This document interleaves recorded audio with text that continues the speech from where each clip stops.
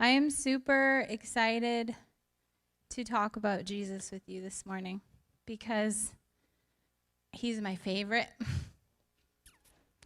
and he's awesome. And so I'm just going to dive right in. And I'm going to be reading from Mark 3, starting at verse 13. So here we go. And he went up on the mountain and summoned those whom he himself wanted, and they came to him. And he appointed 12 so that they would be with him, and that he could send them out to preach and to have authority to cast out the demons. And then it goes on to name the 12 that he appointed. And this morning I just want to really hone in on the fact that he called the disciples to be with him. Those two key words, with him. And to me, that means he didn't call them in just to, in a classroom, be like, okay, listen to me teach now. But he actually invited them in to be a part of his life. And we don't need just more information. We need an encounter with Jesus. And I'm not saying information is bad. Information is wonderful. It's a tool. But we need an encounter with Jesus himself. And then after he invited them in to come be with him, he planned to send them out with authority to what? To cast out demons, heal the sick, preach, right? But the first thing he said was, be with me. That was number one, right?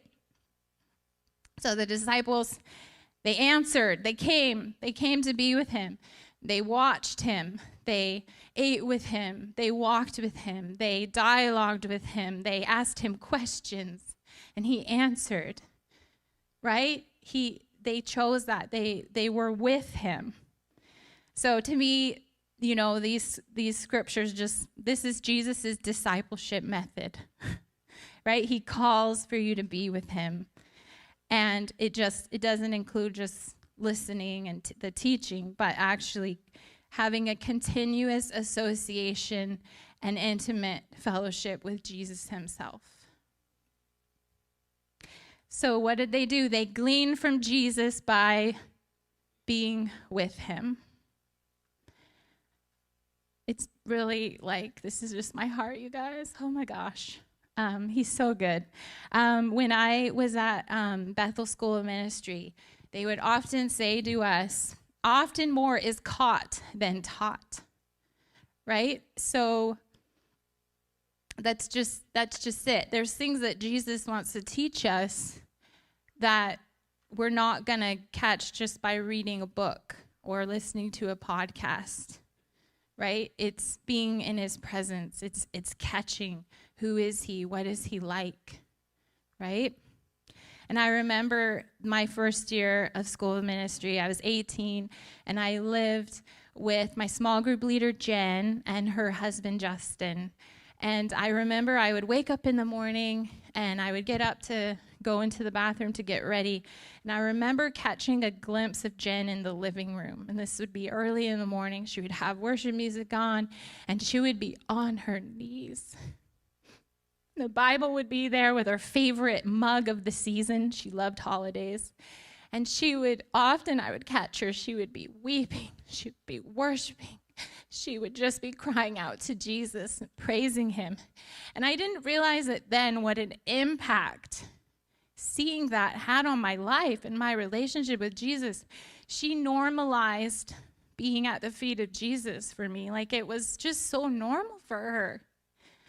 And I gleaned from her because I got to be with her and talk with her and live with her, right? And I am forever grateful for that. And it still, as you can see, it had an impact on me because I was able to see intimacy with Jesus firsthand.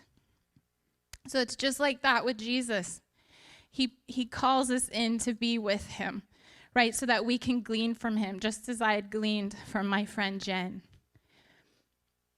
And after we're with him, right, he says his plan is to send the disciples out, right, to be ambassadors of heaven's culture, right? So in verse 14 and 15, it says, that Jesus appointed the 12 so that they would be with him and that he could send them out to preach and to have authority to cast out demons. So I want you guys to catch this, that before Jesus sent the disciples, they needed to be with him. There was no other option because he wanted them to carry heaven's culture.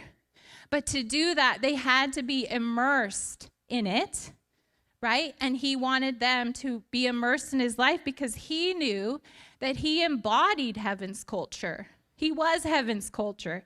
So he knew that they needed to come be with him. Like imagine sponges, right? We're like these sponges and we just are soaking up Jesus.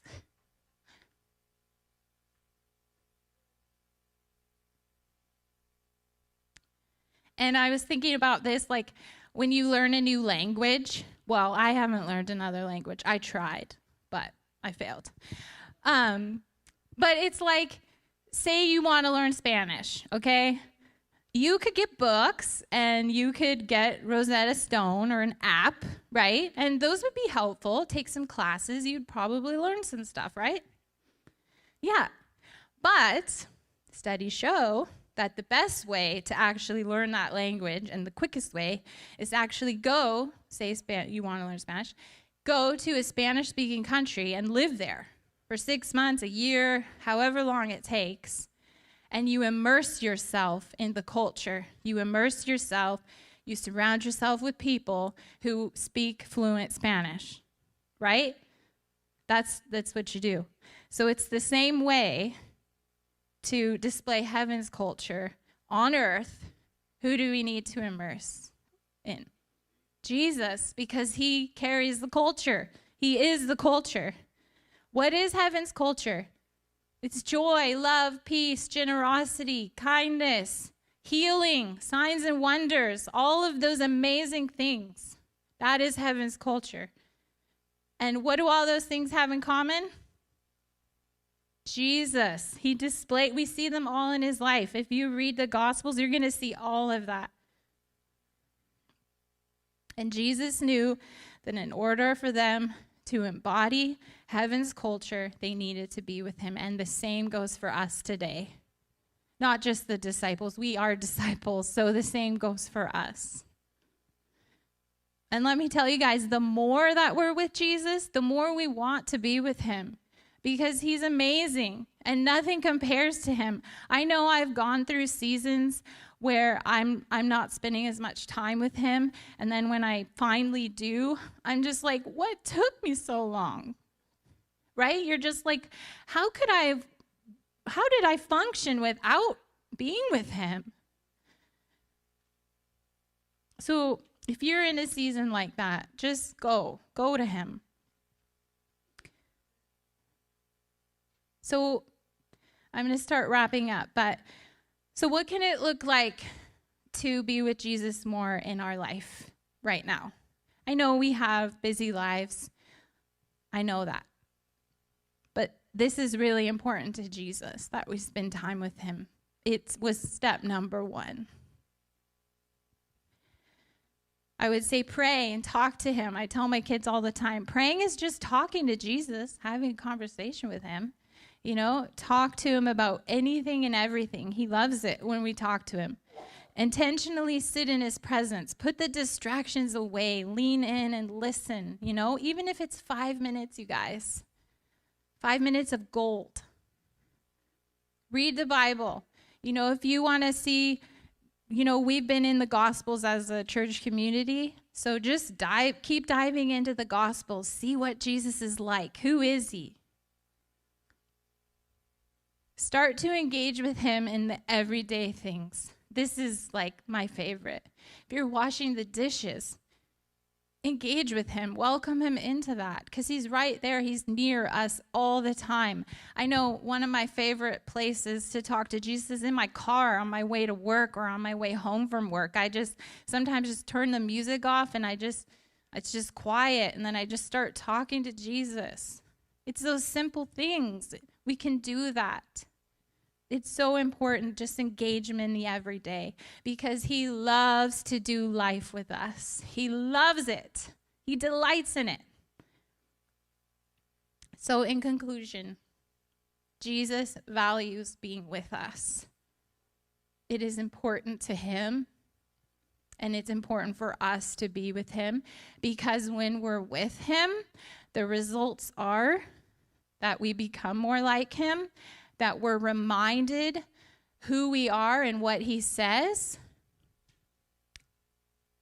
And the results are that we're being sent out with more compassion and confidence.